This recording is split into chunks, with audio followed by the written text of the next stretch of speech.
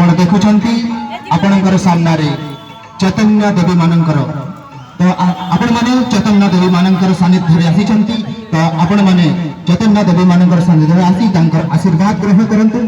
आपण माने अनेक मंदिर अनेक मस्जिद अनेक चर्च जाइथिबे देवादेवी को पूजा करिथिबे हेले एई चैतन्य देवी माने जो माने कि स्वयं परमात्मा के द्वारा राजयोग शिक्षा करी तांकर एकाग्रता शक्ति को निज ऊपर वश करिसंती एवं सूक्ष्म कर्मेंद्रिय को एवं स्थूल कर्मेंद्रिय को से माने निजर भीतर वश करिसंती एवं से माने परमात्मा के सहित तांकर राजयोग शिक्षा करी तांकर भीतर अष्ट शक्ति को भी धारण करिसंती। एपरि चैतन्य देवी मानकर सानिध्य आसी आपण माने आशीर्वाद ग्रहण करी निजर जीवन को सुखमय शांतिमय करंतु। एही आशा एही विश्वास समस्त मोर सुंदरगढ़ आध्यात्मिक प्रेमी भाई एवं भौणी मानकु ओम शांति। Thank you.